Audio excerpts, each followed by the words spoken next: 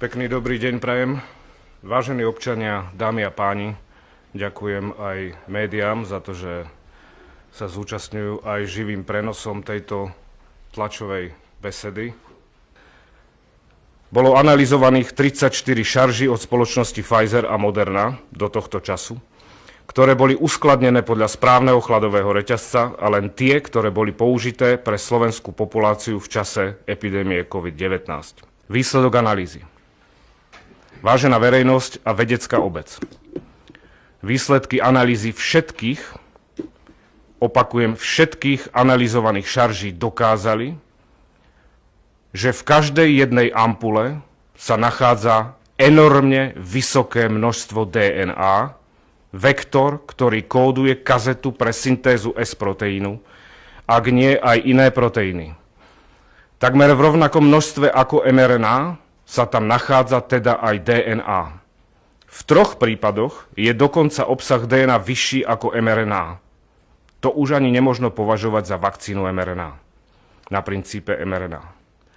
Tento genetický kód pre syntézu S-proteínu, táto informácia uložená v tejto DNA, je v porovnaní s mRNA stabilná, vie sa integrovať do ľudskej jadrovej DNA a následne sa takýto ľudský organizmus stáva, nebojím sa povedať oficiálne, geneticky modifikovaným organizmom.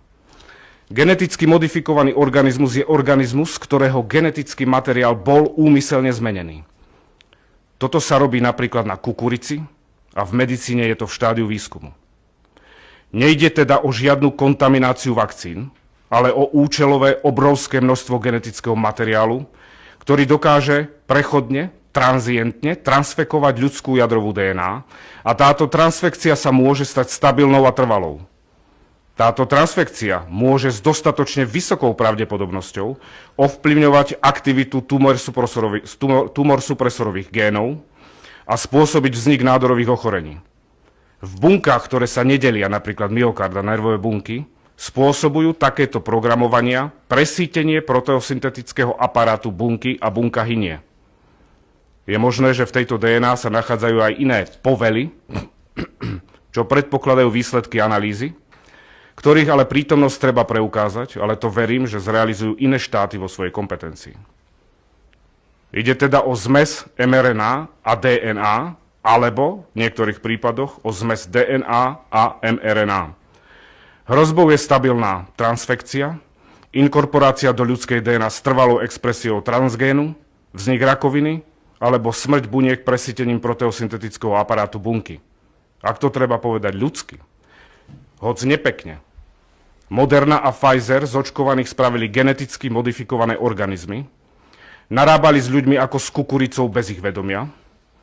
Vysoký obsah DNA v takomto rozsahu je absolútne škandalózny a okamžite by malo byť zakázané použitie týchto preparátov v našej populácii.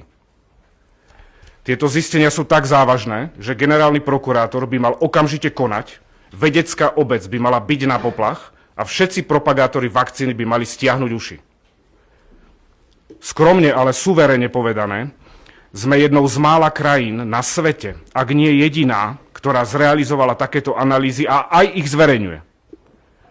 Spravme niečo veľké a zaraďme sa medzi príklady.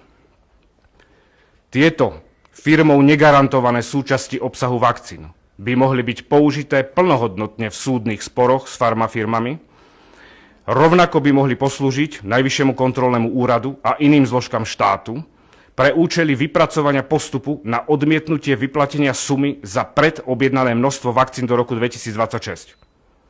My sme si totiž objednali malé osobné autíčko a oni nám dodali veľký bojový tank.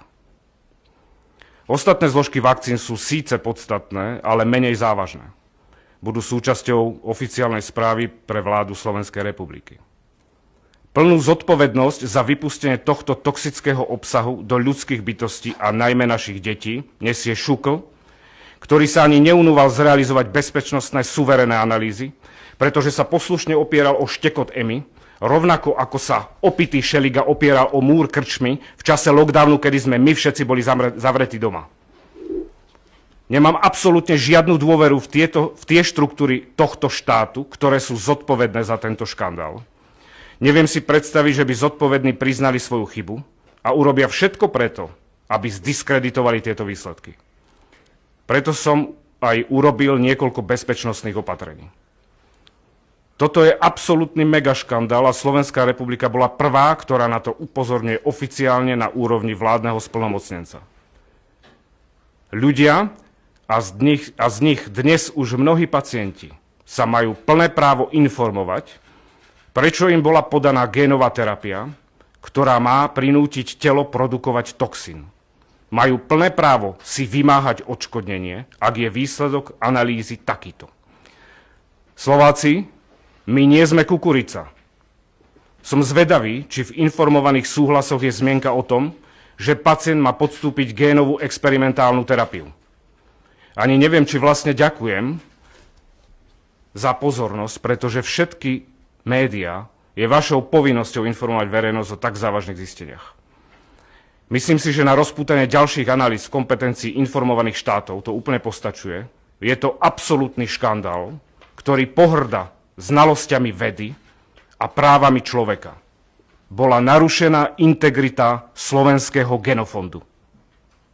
Ďakujem za pozornosť.